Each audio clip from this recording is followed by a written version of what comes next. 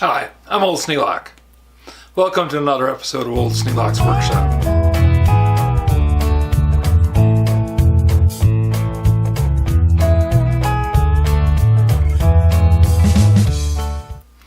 Have you ever heard the phrase, only boring people are bored?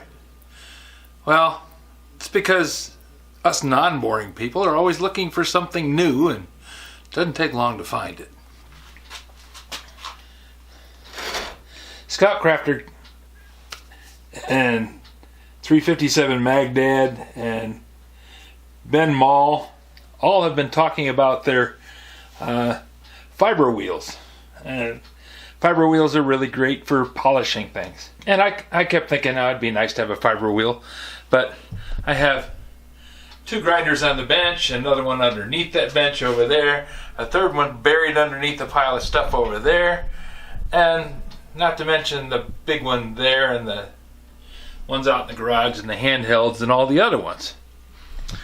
So I kept thinking, I don't need another grinder. But then I ran across something.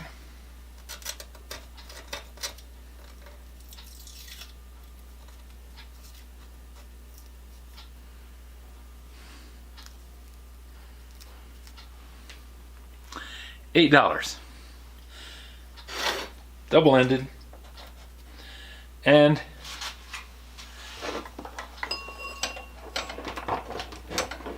just to make sure before I picked it up, it works. Starts and runs. It's only a quarter horsepower, but that one over there is about a quarter horsepower. That one under that bench is a quarter horsepower. And that one, the big diamond grinder over there, that's rated at a quarter horsepower. So I figured, what the heck? So now I have a grinder motor that needs some work. But it's one more thing on the project list, and when I'm done, it'll be a big help. Now, I originally thought, I can do like I did with the little quarter horse. I'll put one of these on it. Well, problem is, I made this one for a 5/8 shaft. And if I could tighten it down on there with set screws, and it would be on there, but it would wobble like the dickens. So I need to make a couple of shaft extensions so that I can put a 1/2-inch fine thread on there to tighten up the fiber wheel on there.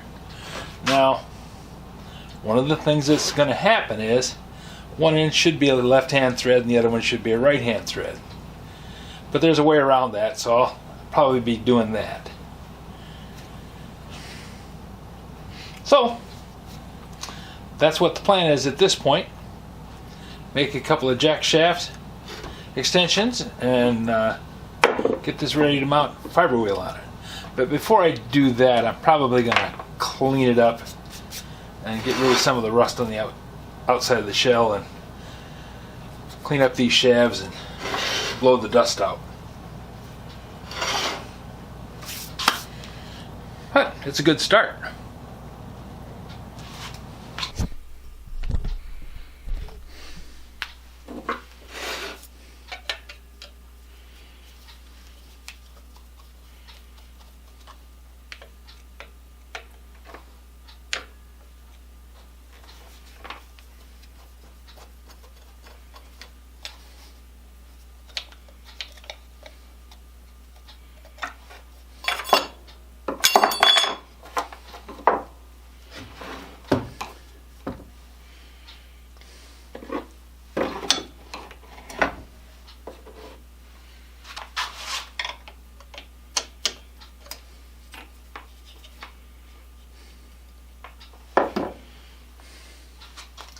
I'm just going to clip these off so that I'll know which two to reconnect to.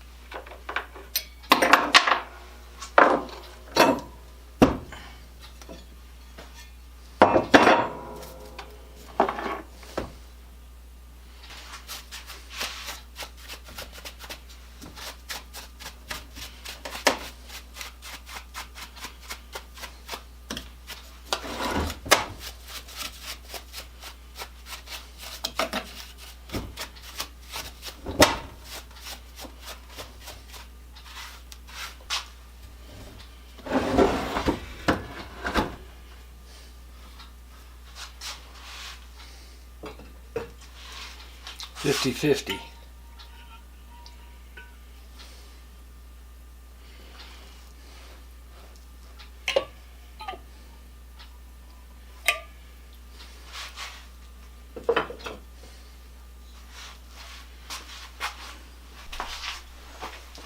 Something I learned long ago, and something that has been proven again by Ave's AVE last penetrating oil test. A little tap does more than anything.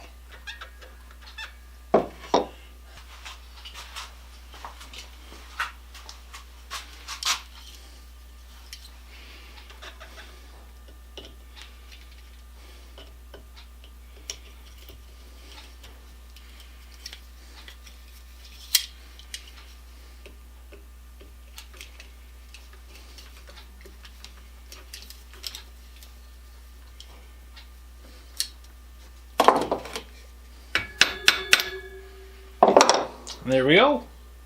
Look at that, slick as a whistle.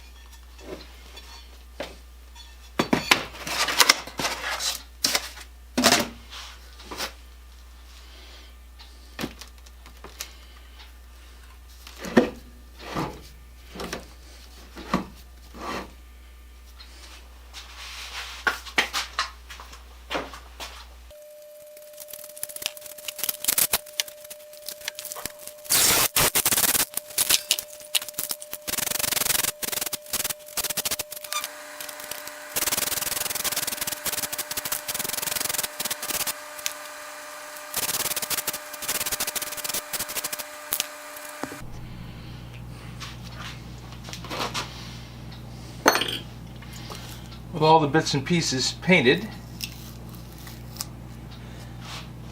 and my masking off. Let's move the things out of the paint booth.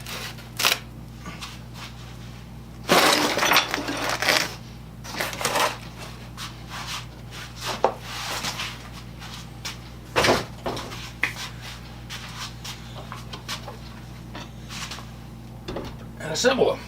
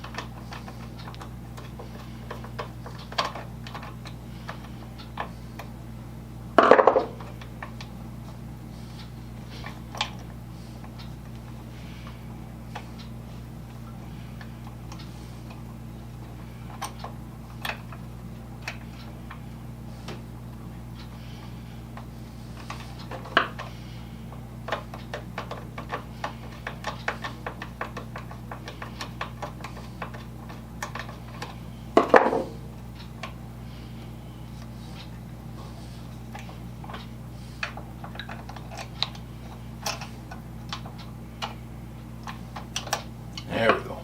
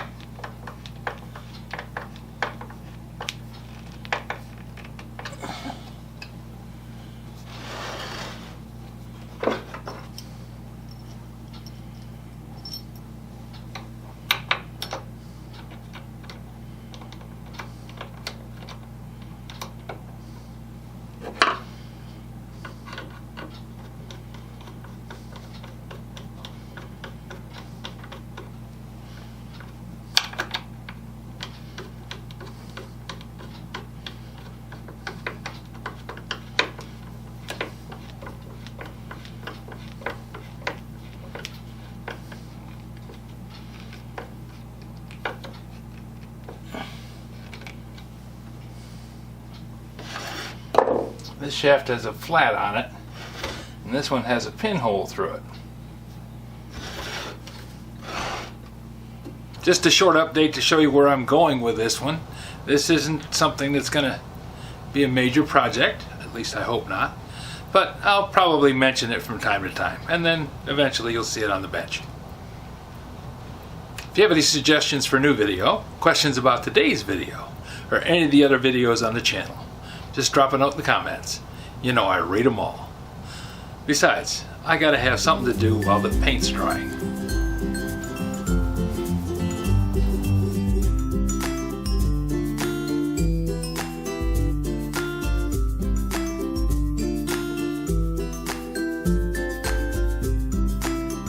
This video is not to be viewed by anyone under the age of 13 in the US or 16 in the European Union, without the express written permission of the parents or legal guardians of the underage person.